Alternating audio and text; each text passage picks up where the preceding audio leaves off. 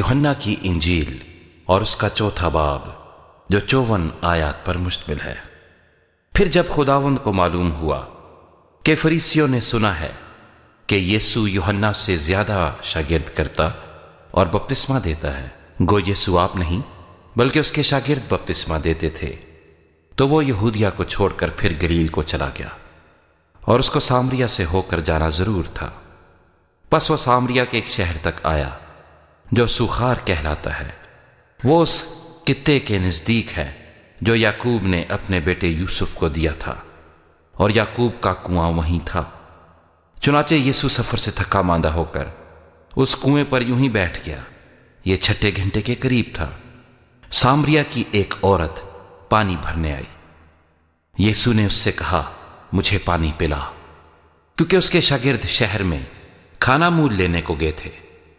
उस सामरी औरत ने उससे कहा कि तू यहूदी होकर मुझ सामरी औरत से पानी क्यों मांगता है, क्योंकि यहूदी सामरियों से किसी तरह का बर्ताव नहीं रखते। यीशु ने जवाब में उससे कहा, अगर तू खुदा की बख्शिश को जानती और ये भी जानती कि वो कौन है जो तुझसे कहता है मुझे पानी पिला, तो तू उससे मांगती और वो तुझे जिंदगी का पानी देता। औरत ने उससे कहा, ऐ खुदावंद, तेरे पास पानी भरने को तो कुछ है नहीं और कुआं गहरा है, फिर वो जिंदगी का पानी तेरे पास कहां से आया? क्या तू हमारे बाप याकूब से बड़ा है, जिसने हमको ये कुआं दिया और खुद उसने और उसके बेटों ने और उसके मवेशियों ने उसमें से पिया?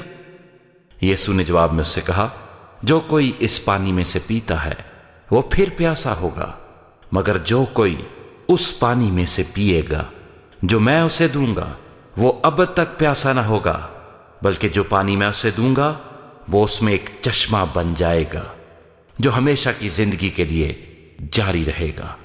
औरत ने उससे कहा, ऐ खुदावंद, वो पानी मुझको दे, ताकि मैं न प्यासी हूं न पानी भरने को यहां तक आऊं। यीशु ने उससे कहा, जा अपने शौहर को यहां बुला ला। औरत ने जवाब में उससे कहा कि मैं बेशोहर हूं।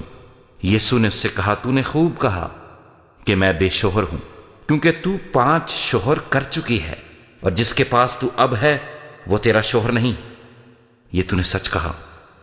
औरत ने उससे कहा, ऐ खुदावंद, मुझे मालूम होता है कि तू नबी है। हमारे बाप दादा ने इस पहाड़ पर परस्तिश की और तुम कहते हो कि वो जगह जहां परस्तिश करना चाहिए यरूशलेम में है। यीशु ने उससे कहा, ऐ औरत, मेरी बात का यकीन कर कि वो वक्त आता है कि तुम ना तो इस पहाड़ पर बाप की परस्तिश करोगे और ना यरूशलेम में। तुम जिसे नहीं जानते उसकी परस्तिश करते हो, हम जिसे जानते हैं उसकी परस्तिश करते हैं, क्योंकि निजात यहूदियों में से है। मगर वो वक्त आता है, बल्कि अब ही है, कि सच्चे परस्तार बाप की परस्तिश रूह और सच्चाई से करेंगे, क्योंकि बाप अपने लिए ऐसे ही परस्तार ढूंढता है। खुदा रूह है और जरूर है कि उसके परस्तार रूह और सच्चाई से परस्तिश करें। औरत ने उससे कहा, मैं जानती हूं कि मसीह जो ख्रिस्तुस कहलाता है आने वाला है। जब वो आएगा तो हमें सब बातें बता देगा। यीशु ने उससे कहा, मैं जो तुझसे बोल रहा हूं वही हूं। इतने में उसके शागिर्द आ गए और ताजुब करने लगे कि वो औरत से बातें कर रहा है। तो भी किसी ने ना कहा कि तू क्या चाहता है या उससे किस लिए बातें करता है। बस औरत अपना घड़ा छोड़कर शहर में चली गई और लोगों से कहने लगी, आओ एक आदमी को देखो जिसने मेरे सब काम मुझे बता दिए। क्या मुमकिन है कि मसीह यही है? वो शहर से निकलकर उसके पास आने लगे। इतने में उसके शागिर्द उससे ये दरखास्त करने लगे कि ऐ रबी, कुछ खा ले। लेकिन उसने उनसे कहा, मेरे पास खाने के लिए ऐसा खाना है जिसे तुम नहीं जानते। बस शागिर्दों ने आपस में कहा, क्या कोई उसके लिए कुछ खाने को लाया है? यीशु ने उनसे कहा, मेरा खाना ये है कि अपने भेजने वाले की मर्जी के मुआफिक अमल करूं और उसका काम पूरा करूं। क्या तुम कहते नहीं कि फसल के आने में अभी 4 महीने बाकी हैं?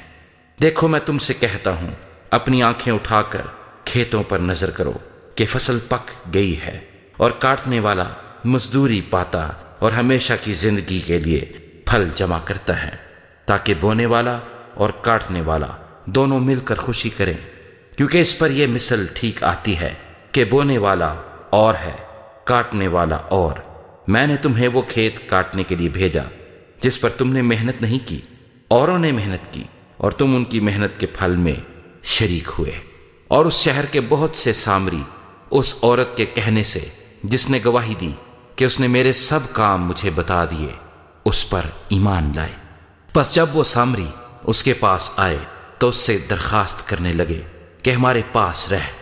چنانچہ وہ 2 روز وہاں رہا، اور اس کے کلام کے سبب سے اور بھی بہتیرے ایمان لائے، اور اس عورت سے کہا، اب ہم تیرے کہنے ہی سے ایمان نہیں لاتے، کیونکہ ہم نے خود سن لیا اور جانتے ہیں کہ یہ فی الحقیقت دنیا کا منجی ہے۔ پھر ان 2 دنوں کے بعد وہ وہاں سے روانہ ہو کر گلیل کو گیا، کیونکہ یسوع نے خود گواہی دی کہ نبی اپنے وطن میں عزت نہیں پاتا۔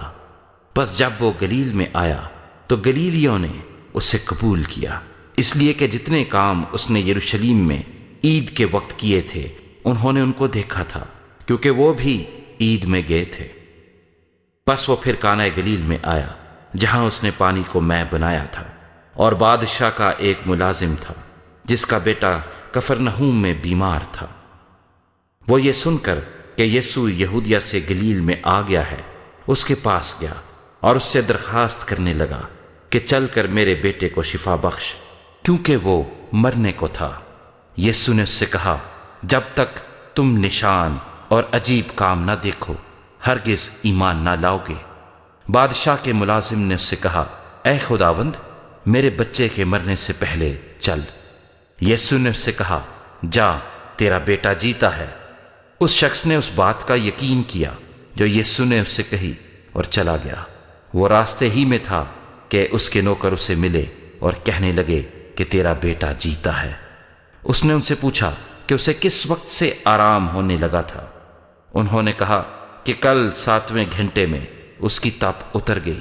پس باپ جان گیا کہ وہی وقت تھا جب یسوع نے اس سے کہا تھا، تیرا بیٹا جیتا ہے، اور وہ خود اور اس کا سارا گھرانہ ایمان لایا۔ یہ دوسرا معجزہ ہے جو یسوع نے یہودیہ سے گلیل میں آ کر دکھایا۔